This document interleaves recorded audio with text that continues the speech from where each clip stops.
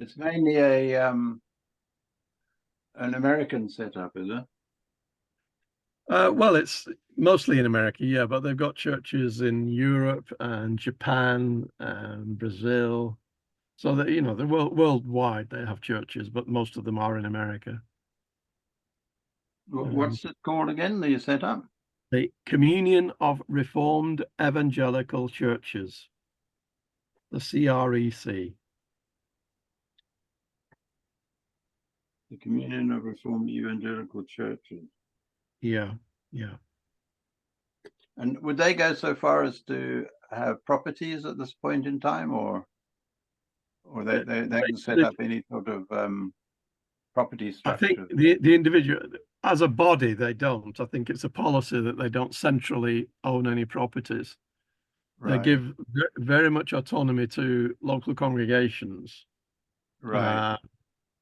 But they do have, the local congregations are assigned into presbyteries with a minimum of 10 churches in each presbytery. They have about 130 churches worldwide. Okay.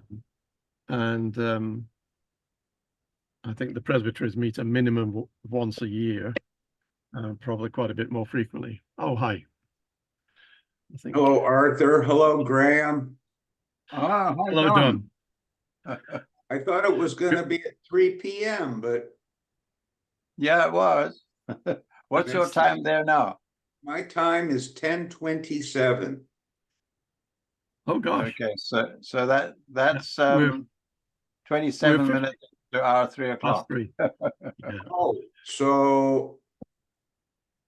Oh, so we're 5 hours. Okay, I'm sorry, Grahame. He meant 3 p.m. UK time. Greenwich Mean Time, not yeah, nice to meet you, Arthur. And you, Don. I'm gonna try to share. Have you two met before or not really? Never. No, never. Never. Okay, so your paper was shared with Don. I hope you don't mind that, Arthur. No, not at all. And then Don was so enamored with it that he thought he'd like to have a chat about it. So hence our meeting this afternoon, which was scheduled for last Tuesday, but didn't come together because Don was otherwise occupied. Yeah. What I can do is do share screen and pull up Arthur's work. Paper. So we have it before us. Now, maybe you have it there, but we'll have it. Give me a second to figure this out. I've got it on my screen here. Okay. Because I was sent it by of all people, the bishop of the Anglican Church in Chile, Bishop Jesus, sent me this. How on earth did he get it? It's literally gone around the world. Oh, good. Well, they're very close to us, funnily enough, Arthur.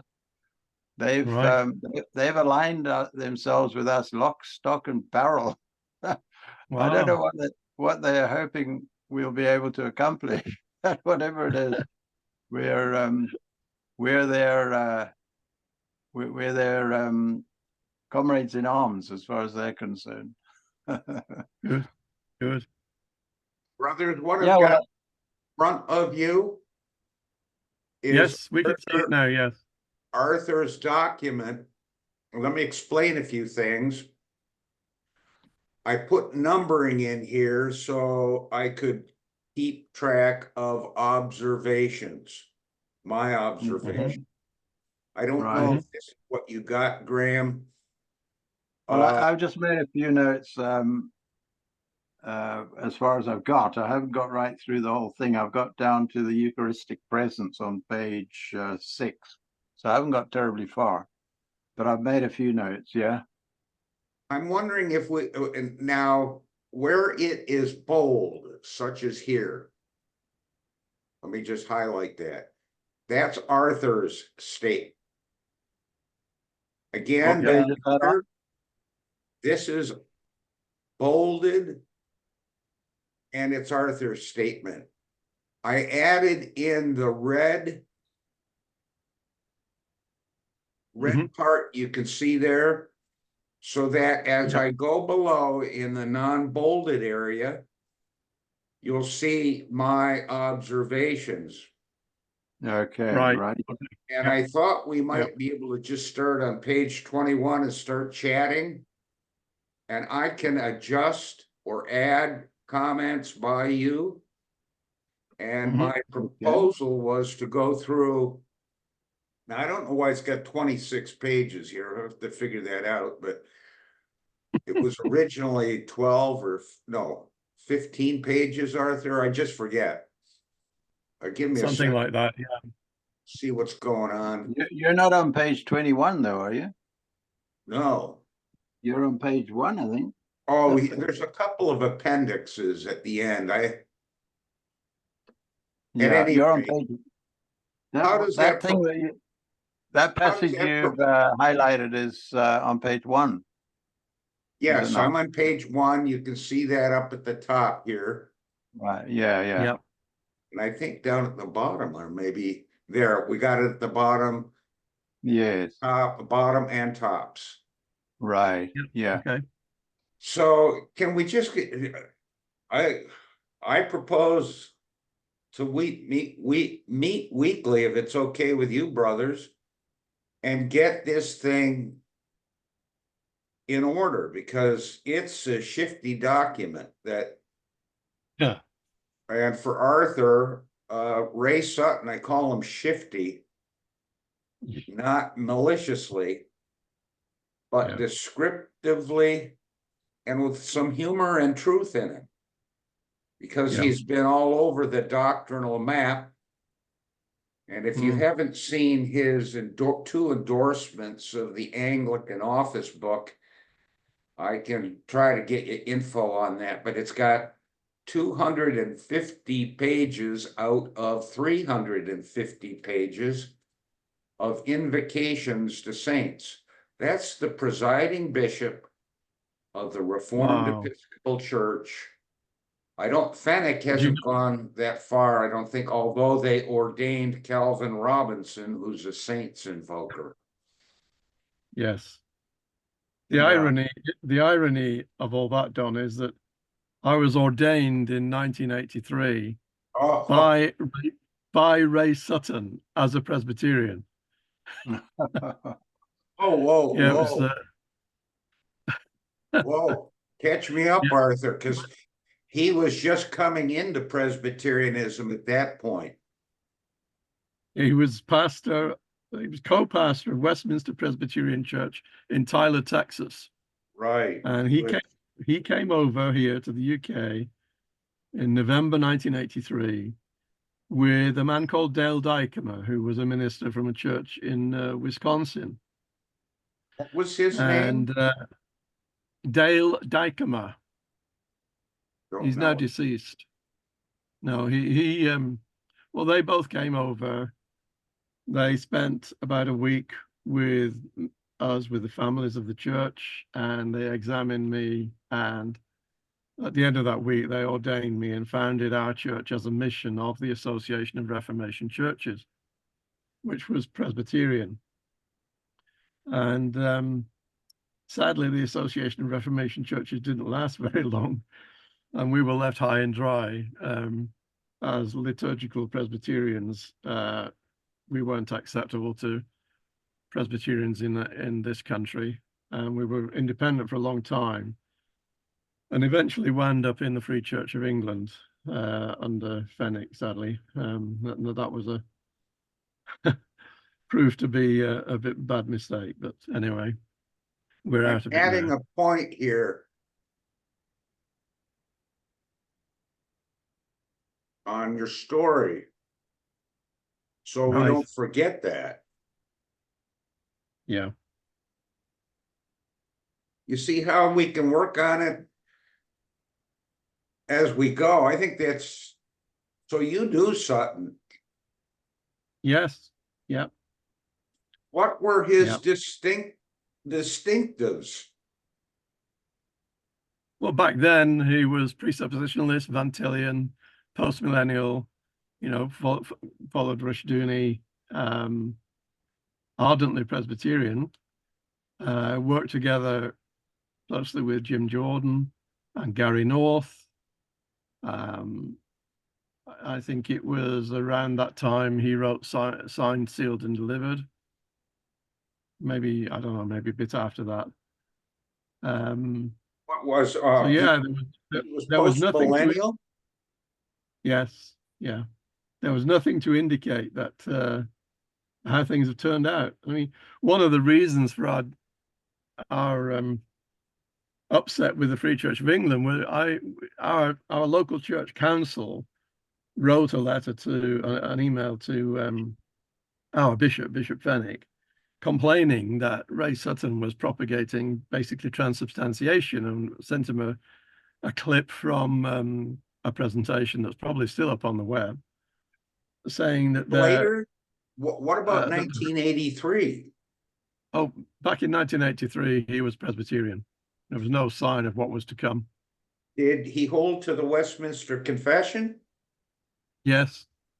Oh my. That was part of the foundational documents. Yeah. Yeah. Westminster Confession, 3 Forms of Unity, and the Heidelberg Catechism.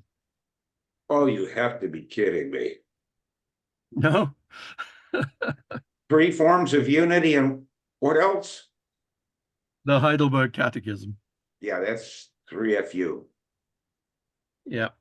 See why I call him shifty? Because he got his THM from Dallas Seminary in 1976, if memory's right, and served in Baptist contexts until this very substantial shift. The denomination was Association of Reformation Churches. Reformation Churches, okay? And this is huge, Arthur. I didn't know you were connected with him. Was he a theonomist then? Yes. Yeah, it was all part of the Reconstructionist movement. I hope is this helping for me to type? Yeah, no problem. I'm Tyler, Texas, of course. Who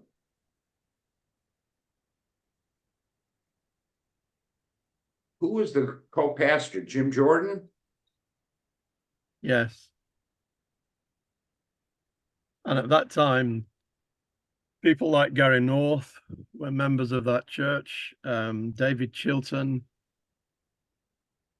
It was a hub of newsletters.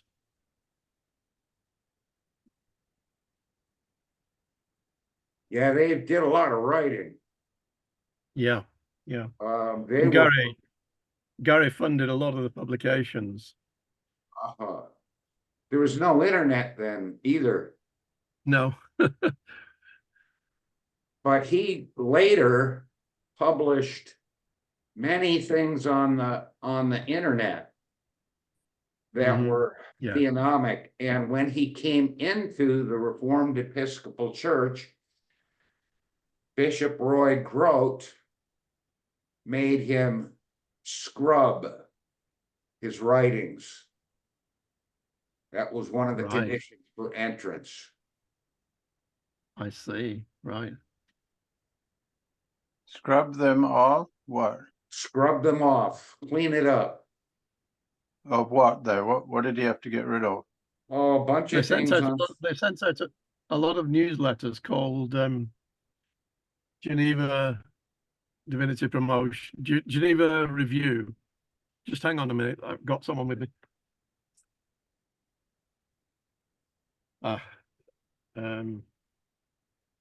Could you excuse me for a couple of minutes? I need to write a check for someone. Just excuse me. Okay. Yeah, sure. Oh, what did he have to scrub his publications of? What had to go in order to join the the chap that you just mentioned now? Well, they were on the internet. They What were was widely, these newsletters? What was in the newsletters that they objected to? I think it had to do with theonomy and reconstructionism. I don't know more than that. Okay. And I heard that when I was ordained in 1987 by Leonard Riches, at my ordination exam, I brought up all of this stuff going on in Tyler, Texas. Now, the church exploded, and these guys were like eating each other up. They were on fire, at war with the culture. Well, they turned their guns inward and it became a circular firing squad. I'm going to add that. Wow. And Rushdoony went to California. Add that.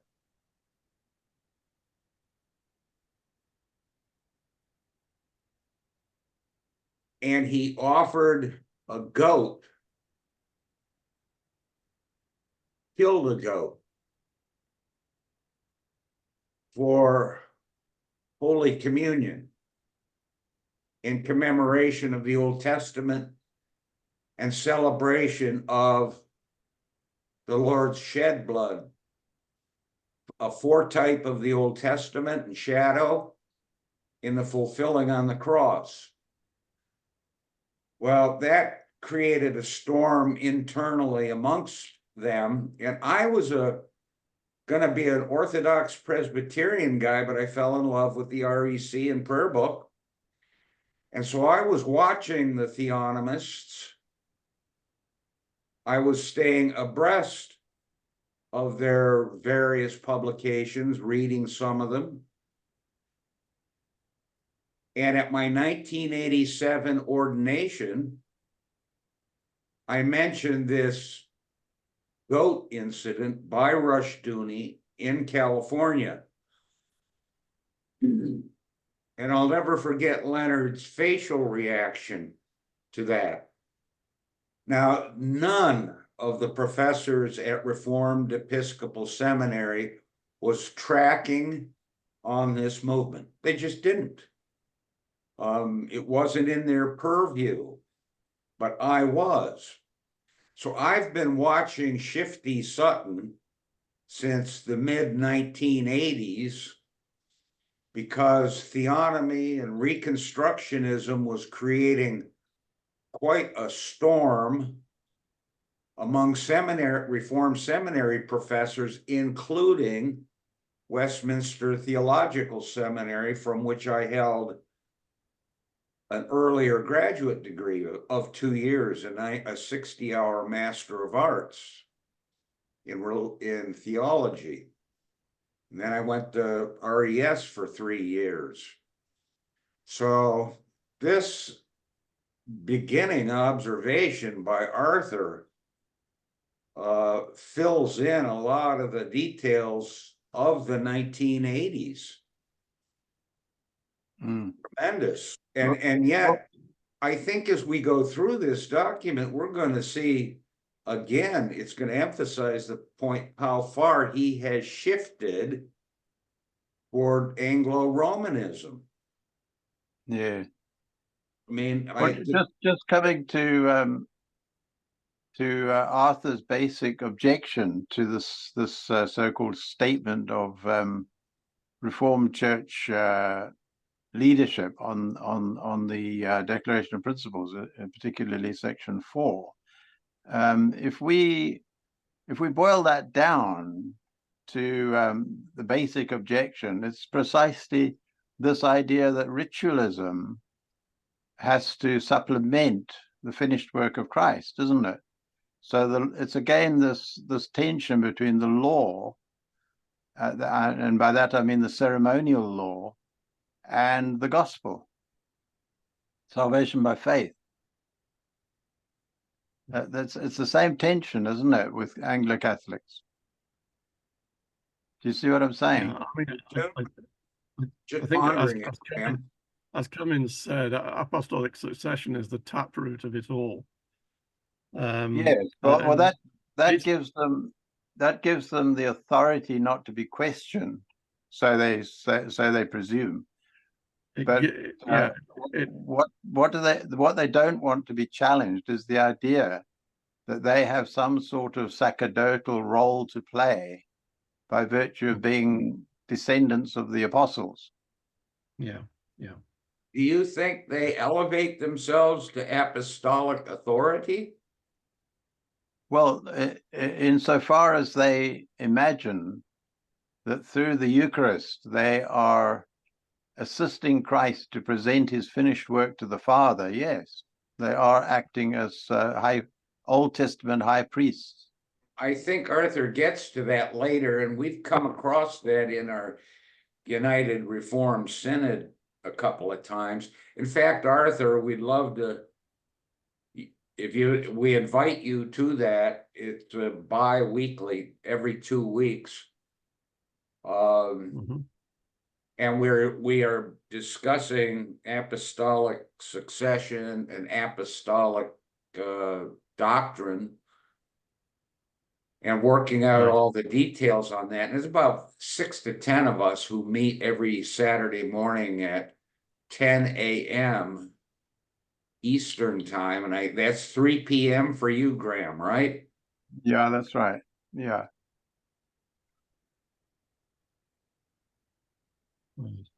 I'd like to dissect this document, make it perfect, and then ask the question, where do we go from here? Yeah.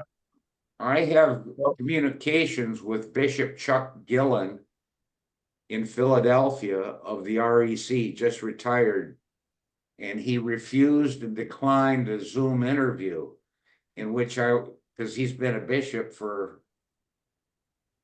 20 years, and he was a part of REC's attempted merger with the Anglican Province of America, APA, which is a Anglo-Catholic group on steroids, which I was getting out of the Navy in 2000. And I started looking around at what happened to my denomination. And here they are trying to have a merger arrangement with Tractarians. And by Tractarians, I mean FCE-Churchmen. They were the vanguard of Anglo-Catholics in the 19th century. Yeah. Well, that's where Arthur's paper, his review of the statement, which is supposedly from all these Anglo-Catholics who want to join FCE and REC, that's basically what you're saying, isn't it, Arthur? That they are men who have found themselves churchless because of the liberalism in the Anglican world, particularly with regard to female ordination and same-sex marriage. So they felt estranged from their probably almost childhood church that they belong to, and they're now looking for a new home, and they've identified the Free Church of England as their, and the REC as an equivalent of a sort of Anglo-Catholicism that rejects this liberalism. But meanwhile, we're not Anglo-Catholic at all. We're thoroughly Protestant. But they've hijacked our denomination in order to find a home for themselves. And I'm saying to the guys, look, that's not on. We've been going in this country anyway, we've been going since 1875, I think it was, 1873, I think it was. And we, as Arthur says in his paper, we're not a home for Anglo-Catholics. No. And they've no business trying to make us a home for themselves either. And I think we who are of this mind that we don't want to become Anglo-Catholics, and our whole denomination was set up not to be Anglo-Catholic. We were set up to withstand the Tractarian movement. We've got to stick to our guns and say, look, we're not going to allow you to take over our denomination. I mean, I've grown up in the Church of England in South Africa, which has at times been militantly opposed to the Church of the Province, which is the Anglo-Catholic body in South Africa. And I'm not Grahame. Yeah. Trying to capture this. Okay.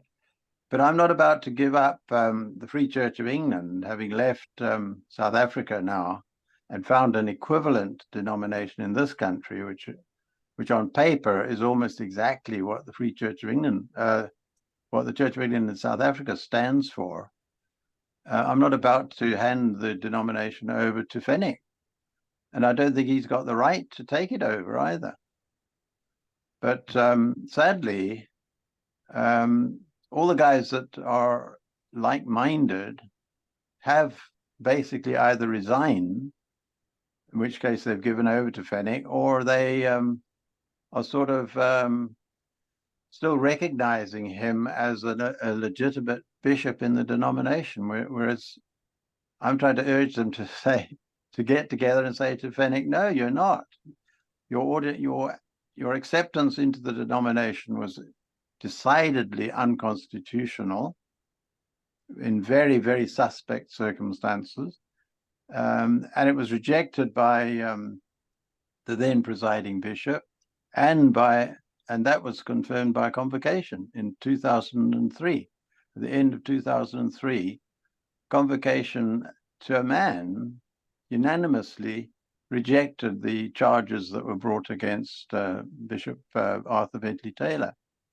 So Fenwick snuck in that unconstitutional and very suspect way, and so far he's got away with it because everyone's just handed it over to him and said, okay, well, if you want the denomination, here it is, sort of thing. But I think we should come to, I think there's a majority of us now who I'm hoping and praying will be willing to stand up to him and say, Fenwick and all his supporters, we want you out. You're not, you don't belong here. As he was told right at the very beginning, we're not a tradition. We don't follow tradition. We follow the Bible. Yeah, I think we're going to see that arise in our discussions where tradition gets unduly developed and is a commentary, hermeneutical lens to view the Bible rather than the reverse. Yeah, exactly. That's what Arthur's saying in his paper, isn't it? Yeah. It's not that the church created the scriptures created the church. Yeah. What I would like to do, brothers, with your approval, is to just read Arthur's first introductory comment and then come back and exegete the paragraph, if that's agreeable. Mm-hmm. Yeah. Okay, we've got the document referral. It's going to be called the Bishop Statement. Introduction. Before commencing a non-comprehensive assessment of the statement, it is worth saying that I strongly agree with the spirit of Catholicity and that the FCE needs to establish a broader and more positive apologia. I'm saying that in the Greek pronunciation. Apologia for her existence then is represented by a narrow set of reactions to the 19th century Tractarian movement. I can also agree with much of the actual content of the statement. And then moving on to point 5, we've just done this. We've gone over Arthur's ordination in 1983 by Ray, and then on to 6, where we've done a little bit of perambulations in the setup. And then in number 7 said it's a non-comprehensive statement. I took note of that. Was the parenthesis in the original? I think it was. I didn't touch the original. Yeah, it was in the original, non-comprehensive. It's In a paragraph. non-comprehensive assessment. I Okay. can't get. I'm trying to get to my screen and I can't. Hang on. Just under your introductory heading, Arthur, you mentioned there that it's a non-comprehensive assessment of the statement. Right there. Just a second. It's okay. So let me pull up And my right original.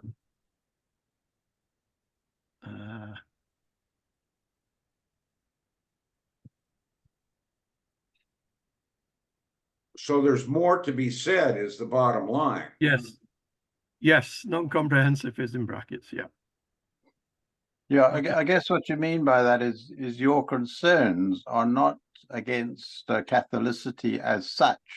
The church confesses itself to be a Catholic or universal I believe church. in the Holy Catholic Church, yeah. Church, yeah.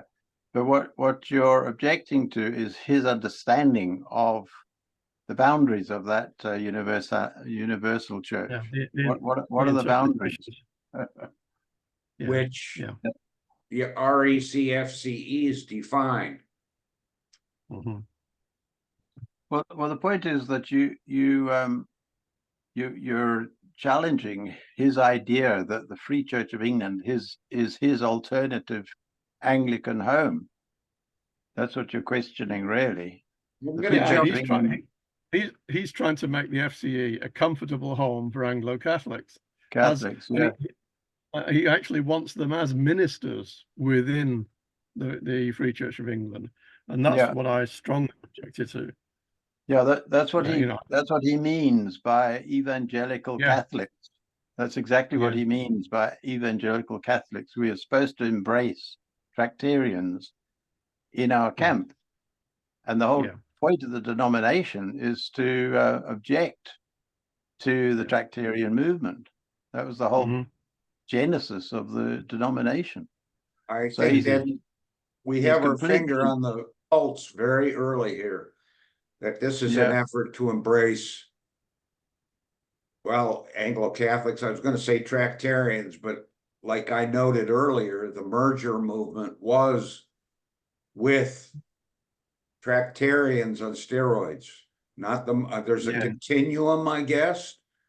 Need to define Anglo-Catholic, but vestments, incense, sacerdotalism, prayers to the saints, baptismal regeneration, and more. Yeah, I mean, you listen to Calvin Robinson, the latest sort of blue-eyed boy in Fenwick's lot, and that's exactly where he is. He's an out-and-out Anglo-Catholic, but he's now joined the Nordic. Yeah, but he's joined still the Nordic Catholic Church. But he's still he's still regarded as the blue-eyed boy of the Free Church of England, I think, isn't he? I think Fenwick regards him as one of his major converts. He's now become part of the Nordic Catholic Church. I don't know whether he's still using that Free Church of England building in Harlesden. I think they've kept, even though he shifted his credentials to the Nordic Church, he's still the pastor of some FCE church. Right. Yeah. He prays to Mary. The more he brings those sort of people in, the more he tightens his grip on his idea of what the Free Church of England is. So, the quicker we can actually make a stand against him, the better, because he's just going to bring all these people in until we're completely and utterly, the denomination is completely and utterly overrun by these Anglo-Catholics. Because you've got the same sort of man in Morecambe now, isn't he? I don't know a lot about him. Yeah. Am I spelling this right? That's right. Yeah. Okay. Don, if you give me your email address, Yes. I can probably send you some written background if that will help. Yes. Okay. Send if you get Grahame to forward it to me or something. I don't know. Have you got Don's email address, Grahame? Yeah, I Yeah, have. if you forward to me his email address, and then I'll Yes. send some stuff directly to Don. So with your permission, I'll add your email address to our United Reform Synod, which I mentioned meets twice a month, every other Saturday. What's your email? Arthur.Kaye. Arthur.A.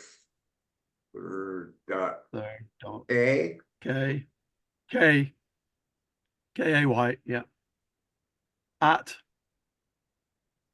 Synaxis, that's S-Y-N-A-X-I-S. Synaxis, not Synaxis. Oops. S-Y-N.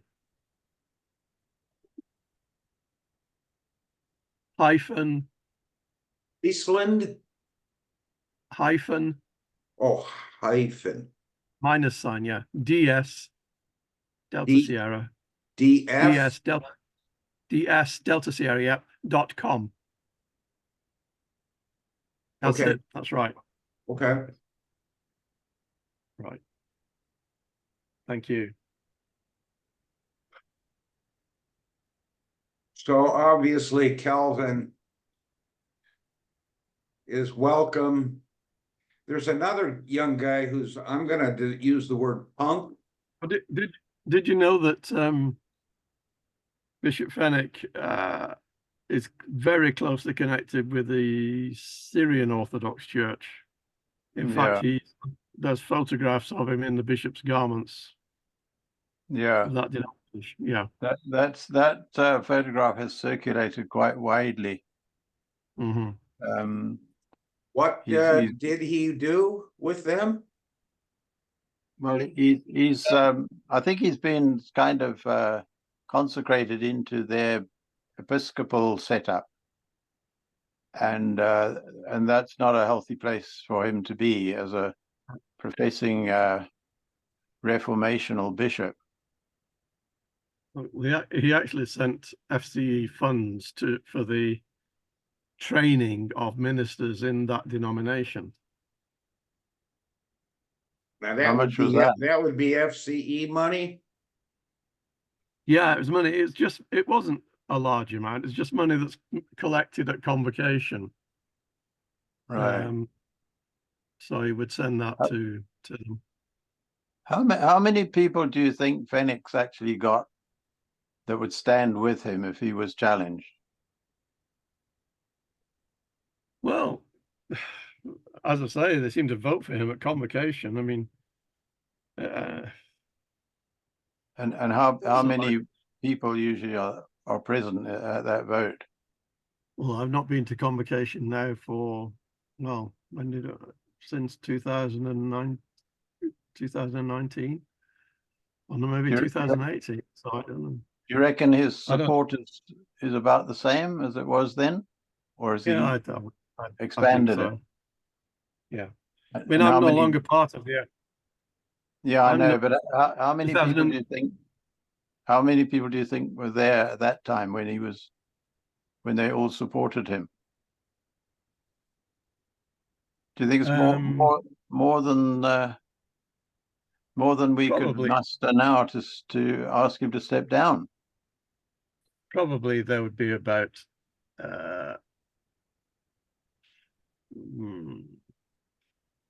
getting on for 50 people, I think. Right. Yeah. I wonder if we could muster 50 people to ask him to step down. I think it's a pointless effort, that, because he's not. A lot of us are no longer in the FCE. We haven't got any say. You know, we're out of the jurisdiction. Well, you can you could join the FCE again if you wanted to. I mean, there's nothing to stop you joining the FCE. You and you and your congregation. You know, it's not a closed community by invitation only. Well, we could join the connection probably, but not the FCE itself. He would never let. He's excommunicated me. Well, it depends on whether you give him the right to do that or not. We don't in the connection. We don't give him that right. He has to do that through convocation. He can't just arbitrarily decree that you no longer a member. He's decreed that of us as well. Did he excommunicate you, Arthur? By email, yes. Well, we can return the compliment. We can excommunicate him. No, I'm serious. We've got really. If we had the majority, if you guys would come back and support us in the connection, we could possibly, by God's grace, have the majority to call upon him to step down, him and his supporters. And it would be high time that was done, because he's abusing the funds of the denomination. He's using money for purposes that it wasn't given for. He's sending it to churches that we don't support. He's using it to employ lawyers to try and get us out of our buildings. You know, the man is a criminal. He's actually acting as a criminal, and we're letting him get away with it. That's what bothers me. But the most important thing that bothers me is that all the people who follow him are following a false shepherd. And we know what Jesus said about false shepherds. Yeah, I mean, sadly, it seems to be that they are willingly doing so. People will not vote against him at convocation. I mean, if you try to vote against him, it's a very lonely vote, and it's a vote by show of hands. So people, you know, there are nervous people who don't want to vote no. But Arthur, what would I'm just envisaging the possibility. I know it's sounding awfully impractical and unrealistic at the moment, but just supposing enough of us who regard ourselves as being in the Free Church of England because it's a Protestant evangelical Anglican body, and we've been in it, you know, for many years now. Supposing enough of us got together and said, we are going to take a vote on the current leadership of the denomination. We regard ourselves as Free Church of England. We don't accept Fenwick has banished us or excommunicated us, and we're going to take a vote as to whether he should continue in office. Is there an email list of those FCE people? And if not, can one be put together? I have Fenwick's email, by the way. I think that they'd have to be rallied around. That's what the connection are saying, is that we don't accept, and we never have accepted Fenwick. We want him to stand down, and we're asking faithful members of the denomination to stand with us and ask him to step aside. I mean, you've asked him, haven't you, Arthur? You brought charges against him, and you signed that letter that Bishop Rosello put out. I was the one who sent it. Right. So both you and Bishop Rosello could head up such a call to the faithful and say, come on, guys, let's stand together against Fenwick, because he's got no right to excommunicate us. We don't recognize his excommunication because we've never recognized his acceptance into the denomination. It was totally unconstitutional. And he's now in the process of trying to hijack the denomination for his own purposes. We're not going to stand for it. We're going to stand against him. You know, if we could get more than 50 people to, and I think we possibly could at this stage. I mean, how many people signed your letter Arthur? How many signatories did There were 15. There were 15. Yeah. Yeah. So we'd have to bolster that up quite a bit to make our case. But yeah, I don't think you got the numbers, and people have moved on. You know, the people have been burned, and you know, we're no longer part. A lot of us are no longer part of the FCE, and so we don't have a body which is itself in you know, full agreement and communion that could do this. This is why I think the best thing would be to get together the aggrieved parties and have a corporate service of worship that invokes the Lord to remove these false shepherds. You know, and appeal to the Lord, because Fenwick isn't going to listen to any letter that's sent to him. He didn't listen when we were in the denomination. He didn't listen, you know, when all those presbyters called on him to go. yeah, they've too much to hide. I mean, that 300,000 that went missing. yeah. What a fiasco that was. I think that's a tremendous idea, Arthur. Yeah. I mean, we have the maledictory psalms that we can sing, that God's given us to sing. So, I just wonder, though, Arthur, before we sort of become too sort of, if I could put it that way, I'm not decrying what you're saying at all. You know, obviously, the Lord is our number one defense and attack as well. But I'm just wondering whether, when the Apostle Paul wrote to Timothy and told him to get rid of false shepherds, and even named and shamed them in 1 Timothy chapter 1, whether Paul himself and or Timothy just called a prayer meeting. I think they probably did a lot more than just called a prayer meeting. I think they actually put. I'm not talking about a prayer meeting. I'm talking about a corporate service of worship, where we get as many people together to worship God, to you know, where there's a sermon that explains what we're doing, like the and call upon God to act. You know, like in the Revelation, Do you think that's probably what Paul did when he dealt with those guys in Ephesus? Do you think he just had a sort of public service at which those guys were banished? Well, in Corinthians, he talks about the church coming together. When you come together, there's an oft repeated. But don't you think they did more than just ask the Lord to do it? Do you think the Lord wants us to do something as well? Well, you can if you are a united church. But at the moment, we are disparate churches. We don't have a common constitution. We couldn't legally form an ecclesiastical court because that. But what we can do is meet together to worship, pray, and sing. Well, even within the connection, you could not form a constitutional court because you don't have a bishop. You know, well, we didn't have a bishop for the first 5 years of our existence, so we don't have to have a bishop. We could just get together. I don't know what the canon. When I was part of the Free Church of England, it was Canon J that dealt with discipline. I don't know what it is.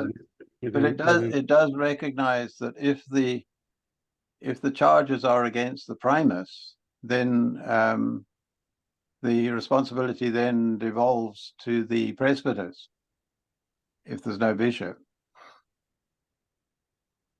Is it really? It's certainly the version I've seen now. I didn't see that. Well, the 1983 Constitution. I know probably when we joined, the Constitution had been amended. The canon had been amended somewhat. I don't know, but no doubt it has, because Fenwick would want all the balls in his own court. He wouldn't want he would want to share leadership with any presbyters, that's for sure. No. The original 1983 constitution, which we were all united under when Fenwick came in, says that if the Court of Discipline has to deal with the primus, so it envisages that possibility, then convocation has to appoint the Court of Discipline, not the primus, because obviously the convocation has always been the supreme governing body, hasn't it? Yeah, but that's exactly. that's my point. Because not all of the churches that left are part of the connection, we don't even have a convocation anymore. I mean, your convocation could possibly do something. I don't know, but well, we have a proposal before convocation to deal with the whole question of Fenwick's stance he's taking with regard to the connection group. And also we have envisaged the possibility of setting up some sort of consultation, at least, with aggrieved members of the denomination, no matter that they are, like yourself now, plowing a different field, really.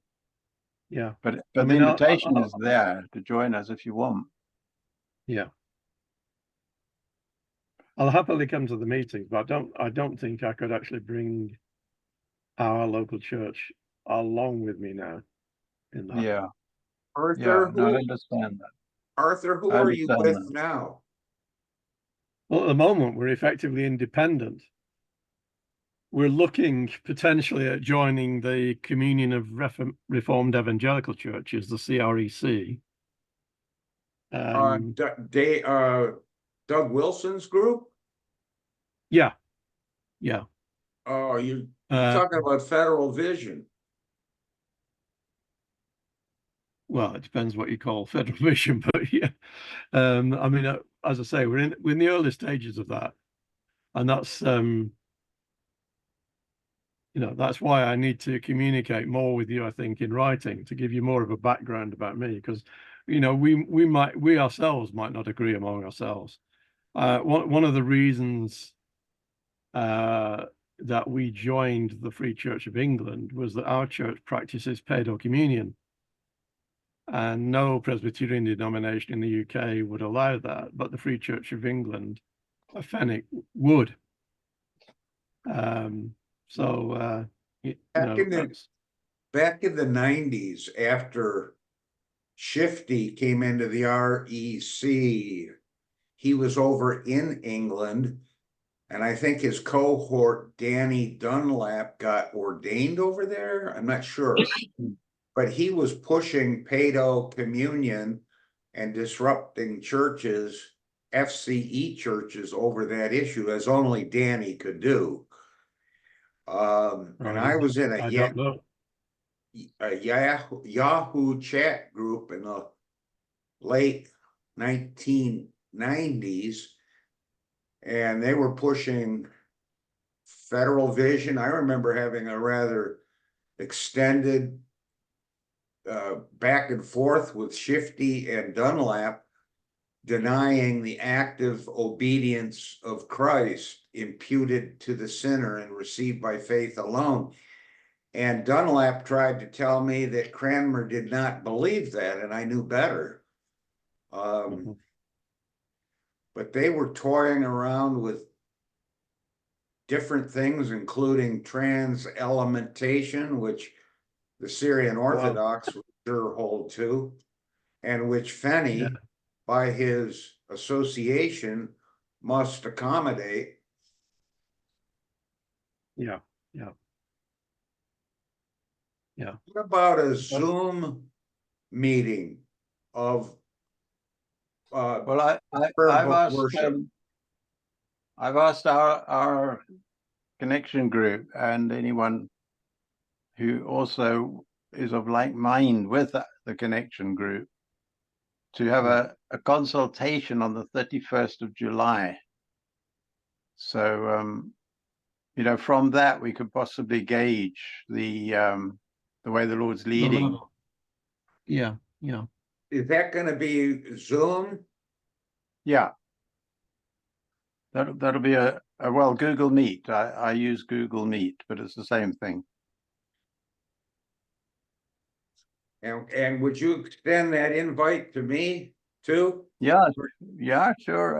As I say, any like-minded people, because I'm thinking here not just of the connection or even just the aggrieved FCE men in the UK. I'm thinking of South America as well, because for some unknown reason, unsought by us, and certainly Did you say South America? yeah, the whole South American Anglican Church, represented by Bishop Jesus Espinosa, and previously to him, Francisco Buzo. They have, as I say, unsought by us, and certainly unsolicited or unorganized by us. They've sought to come alongside us. So we're encouraged by that, but we don't want to let them down, and allow Fenwick to just take over and declare the Free Church of England an Anglo-Catholic body. Because they've seen through Fenwick and they want out. They've aligned themselves with the connection simply to disassociate themselves from Fenwick's supporters. So if you want to talk about numbers in terms of the wider picture, Fenwick is way in the minority there, because they represent, I believe, about 20 churches in Chile alone, at least across South America. There's something like 20 churches under Bishop Jesus. And of course, before that, Rosello, Rosello was, that's where he originated as well. Graham, I have a email list of all the REC churches, maybe 100 of them. And I could throw out that request to them. On the other hand, that might also encourage some antagonists to join. Yeah, we wouldn't want people who are antagonists at this point in time, because we are feeling our way with the Lord's leading and guiding. Gotcha. As to what we're going to be doing to try and unseat Fenwick.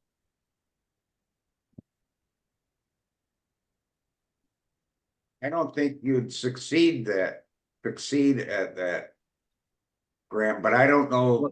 Well, it depends how serious we are about our convictions. That's what it amounts to. If we're going to allow Fenwick to hijack the denomination, we're not taking our own constitution very seriously, or our Declaration of Principles, for that matter. Because we haven't reached this, at least I don't think we've reached the stage in the UK where we've just given up the Free Church of England and handed it over. I don't think we've reached that stage just yet. It might come, God may well turn away from us and hand us over, so to speak. But until such time as that's very, very evident, I don't think we should just walk away and resign and hand over to Fenwick. Because I mean, he's an imposter. Let's call it what it is. He's actually snuck in through the back door, exalted himself to this position, and now he's trying to chuck us all out. What cheek is that? I mean, he's only been a member since 2004. We've got guys who've been members since their childhood. There's members in our church that have grown up in the Free Church of England, and that by choice. They've withdrawn from the Anglican Church, such as it was even that many years ago, and they've joined the Free Church of England out of conviction that they do not want sacrificing priests. They want to be pointed to Christ through the sacraments. They don't want to be pointed to some priest, some modern day priest who thinks he's sacrificing the bread and the wine. That's not the church that we want to belong to. And as I was saying to have you thought that God might have put Fenwick in place as a judgment upon the denomination? Well, that could well be. He intended. Yeah, I mean, I think what the connection needs to do is to aim to be the church that God would have the FCE to be, and to focus on its own growth, and to focus on the future and on reforming itself according to the Bible. Because I don't know whether the FCE has a future at all. You may be right, Arthur, in the sense that the denomination has been compromised for some considerable while. Gentlemen, I'm going to leave for a minute, go to the bathroom, and I'll be right back. Keep going. Okay. That might well be the case, Arthur, and I'm open to being persuaded that that is the situation. But until such time as God actually buries the Free Church of England in terms of its congregations becoming so ineffectual that there's no point in masquerading as a church anymore, I'm reluctant to just hand it over to Fenwick. I think there's a faithful remnant, and I think there's enough of them to challenge Fenwick and his supporters. I mean, the only reason they've got away with it is because the good men have done nothing, or not nothing, but the good men have not been successful in challenging him. But maybe we've been too overawed by the gravity of the man and the authority that he's attracted. Did you see the 4 emails that I sent to all the members of the Free Church of England, for which I had email addresses, on the 19th of April 2000, and I don't know, it's 20 or 19 now.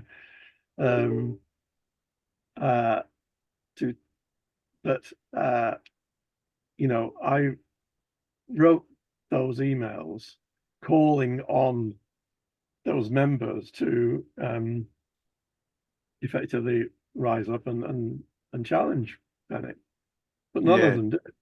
That nobody did. That my emails were ignored.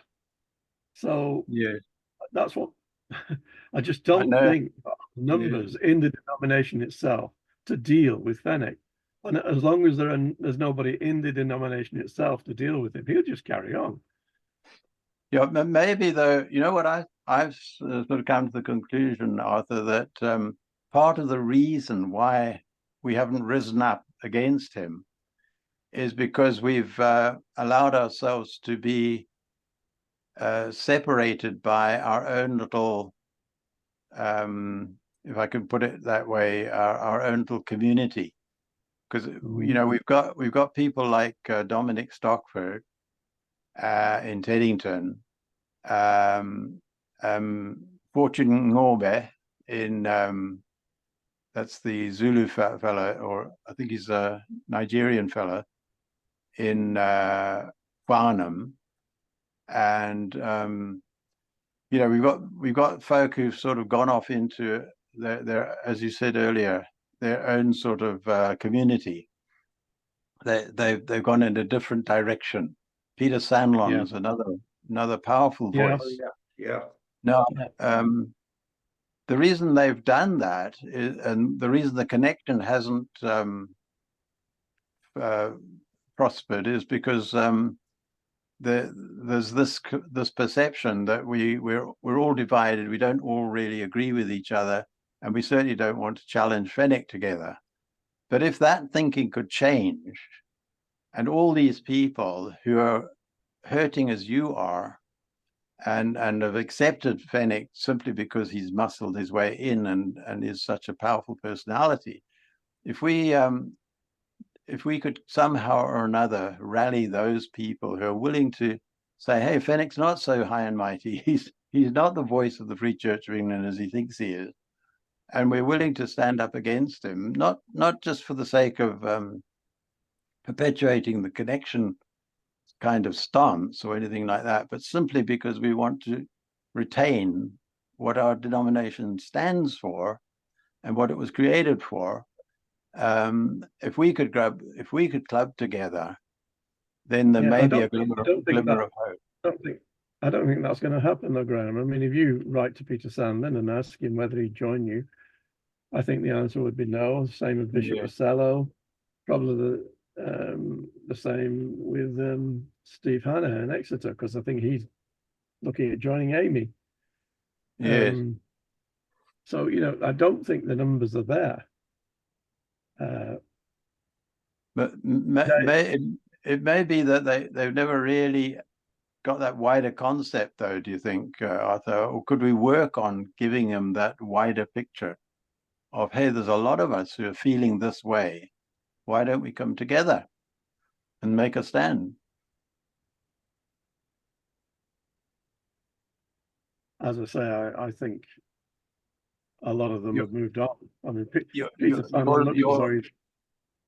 your experience is similar to mine there, Arthur, because I've also hit a brick wall with even Liverpool. I mean, Liverpool are not interested in challenging Fenwick at all, but not because they don't, not because they, don't have an allegiance to the connection, although they are supposedly they're in the connection group. But it's not that they're being disloyal to the connection group. They just simply don't feel that Fenwick has the right to claim their buildings anyway, because they've never entrusted their buildings to him. So they're sort of taking the stance you are, that we don't have our properties are not being threatened, and we don't have to make a stand. So why not just let him go, let him carry on the way he is? Let's not even challenge him. But doctrinally, that's a nightmare, because you're virtually handing the denomination over to a Tractarian, and that's unacceptable from a gospel point of view. From the point of view of being guardians of men's souls and pointing people to Christ, we can't just take that line, really. Well, that kind of shifts in my thinking toward what do we stand for, that people would be willing to join us, not simply having a focus on Fenwick or Fenwick and Shifty, but what is extremely positive, where we walk outside the door and talk to our neighbor in the grocery store. Exactly. Yeah. Well, I think that's what Arthur's saying when he says the glimmer of hope we have of rescuing the Free Church of England is for our churches that we still claim are Free Church of England, where we have no option. Our buildings are entrusted to the Free Church of England, certainly here in Leeds anyway. So we have no option but to belong to the Free Church of England. But to make it such an attractive and lively affair that people want to join us. It's not that we're trying to force them to join us. They want to join us because that's where the action is. Yeah, exactly. Yeah. Yeah, that's the long-term picture, and I totally agree with you there, Arthur. But what I'm saying is that in order for us to be able to hang on to our buildings, let alone anything else, and get the right men in, we've got to make a stand against Fenwick, because he's, as fast as we're trying to bring good gospel men in, he's bringing all his chummies in who are Tractarians, So it's a kind of a competition of that on that level as well, over buildings and manpower. Yeah, I mean, the building that we had is now empty. he put a minister in after me who never did anything, and he's left. As he left, I wondered so what was now- happening there. So now nobody's there, but I believe they are trying to recruit someone. They're saying they're going to try and get someone by September, but I'll believe it when I see it. Yeah. Basically, the church building is unused. Arthur, are you referring to an FCE building? Yes, our congregation put tens of thousands of pounds into renovating that building, and many, many hours of time. But when Fenwick excommunicated me, we had no option as a congregation but to leave the denomination, and he evicted us from the building. Oh, wow. And what were the issues? My charges against him, basically. I mean, we could have stayed and fought for the building, but the congregation just didn't have the heart to do it. Yeah, the same happened in Preston. Hey, Fenwick arrived with his henchman and basically got the elderly trustees to just sign the building over to him. Well, I think it had already been signed over to them before we got there. I mean, we only joined in 2016 officially. Right. And then we were out by 2020. Right. But we'd been working on the building since 2014. Yeah. Well, that's absolutely criminal. There's no other word for it. Absolutely criminal. And the fact that he's got away with it is very, very regrettable, because I don't think he has the authority to get away with that sort of thing. Were you a prayer book service, Arthur? I'm sorry? Was it a prayer book liturgical? Yeah, we use the BCP for our evening service. For our morning service, we continued to use the liturgy that we'd used as Presbyterians. And Fenwick was trying to impose on us a liturgy that he composed, in which he removed the filioque clause from the Nicene Creed. Oh. So we wouldn't use that. He never made, even though I'd been pastor of this congregation since 1983, he never made me minister in charge. He had to be minister in charge.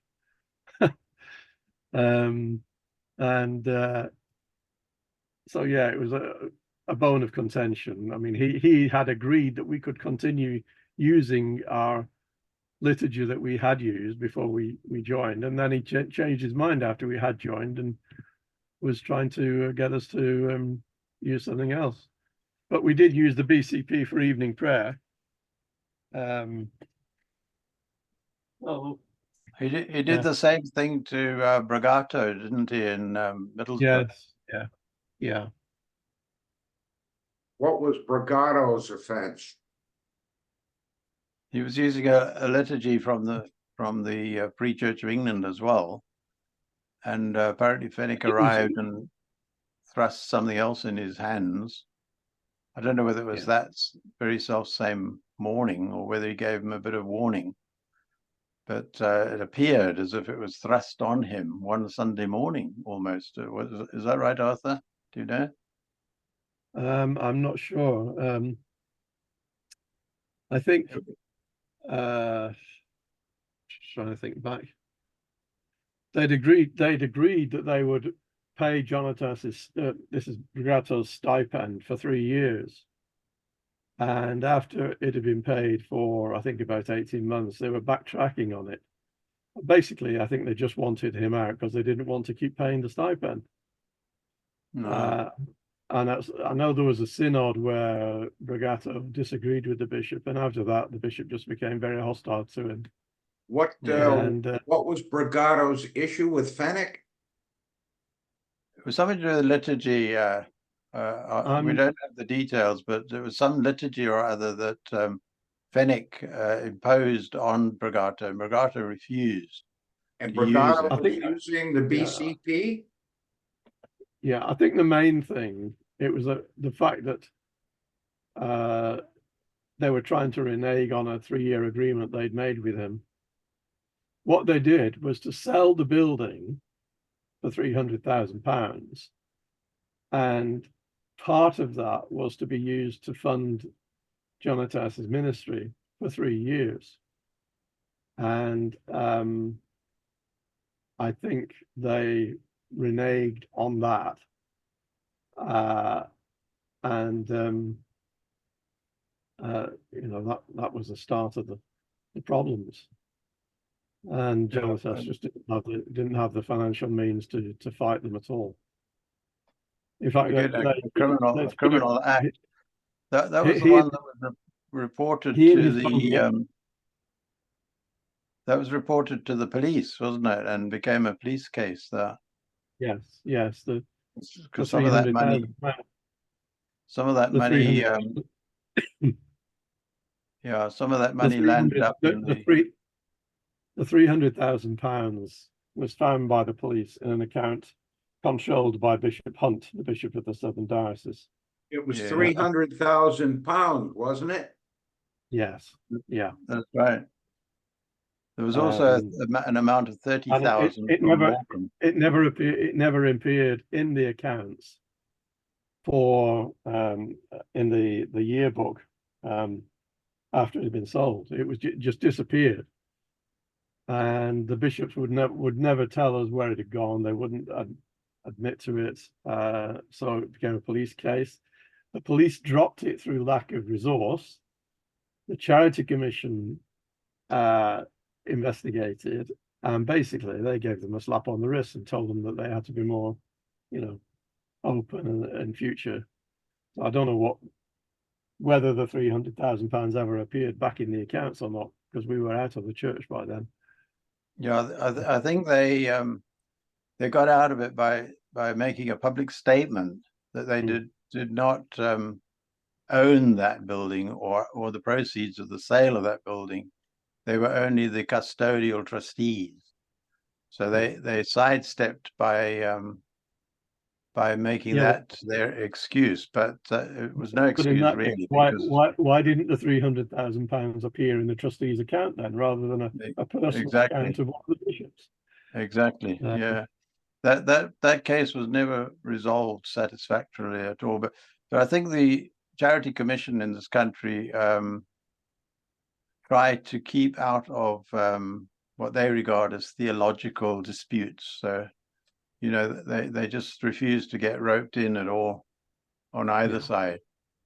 Yeah. They want to remain neutral. So it's hopeless going to those sort of bodies to try and resolve our problems.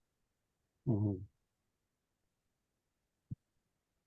Right. Anyway, gents, I must get ready for tonight. So I've got a Bible study tonight. So I'm going to love and leave. But if you'd like to set up another meeting, Don, to continue our discussion, then by all means, let me know on that one.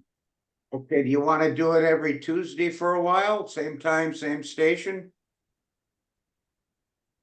What do you think, Arthur? Would you like to continue? Hang on, what's the date next Tuesday? We're talking about the 25th. 21st. 25th. 21st? 25th.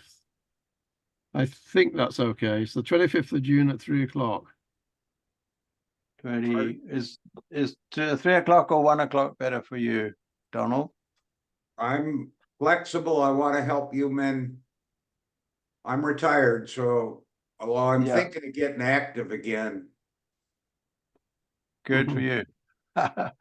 Okay, let's say what about you, Arthur? Is 1 o'clock better than 3 o'clock, or it doesn't matter either for me. Okay, I prefer lunchtime if possible, because as I've got a Bible study on a Tuesday night. Yeah, so, okay, 1 o'clock. Let's say 1 o'clock, if that's all right with you, Don. Yeah, that's fine. Yeah, I'm noting it now. Send us an email, Graham, and if you copy Don in, then I'll have email address on that. So Okay. let's get this straight. 1 p.m. British Standard Time, and I'm 5 25th. hours behind you. So it would be 8 a.m. for me. Is that all right? Yeah, Yeah. that's right. Yeah. 8 a.m. your time, 1 p.m. our time. And I will get Zoom link and send to both. Great stuff. Okay. Thank you. Thanks, guys. God bless. Thanks God for bless. joining us, Arthur. Bye. Appreciate your By the way, your before we go, insight. would you be amiss to me? I'll just leave this all as it is. We started up here, but would you be amiss to me publishing this on YouTube and for wider consumption? I'd like to see it before. I think there might be one or two things that need correction. So send me it before and then, okay? Okay. Maybe we need to be on our guard against a very hostile reaction from the Grahame, Fenwick camp. I'm a retired Marine sailor. I've been in combat. I'm a combat decorated veteran. Retreat is not in the vocabulary. Come on, we're a reformed mafia and we're not afraid. So if Arthur, if we made 1 or 2 mistakes, we can correct that in the future. I'm not worried about it. Come on, I'm ready to go. Yeah, but there is such a thing as discretion, though, perhaps. Yeah, I know you're British. I'm an old rough Marine. Yeah. I do think this is a warning to us that while we're talking about all this, we need to know the history, but we can't get dragged down into the mud and the pigsty. We got to stand tall, happily, cheerfully, joyfully, confess the exalted majesty of the triune God and not get downhearted, discouraged. Even if we got 50, even if we got 10, we got 10 men who are elected by the eternal God and justified by the merits of Christ. We have every reason to be optimistic and positive. That's my closing thought. Yeah. Okay, to be continued next Tuesday then. Thanks, Don, if you set that up for us. I will do that. Will it be the same link, will it? I don't know. I'm going to check. What I will do is I'll set up 20 occurrences and I can adjust on Zoom the time. I can adjust this and that. So I'll check that out and see if it's the same link, because I don't want a bunch of emails floating around and I have a hard time keeping up. Yeah. Great stuff. Okay. Thanks, guys. Okay. We'll see you later. Love to leave you. God bless. Bye. Bye-bye. Gotta figure out how to end it here.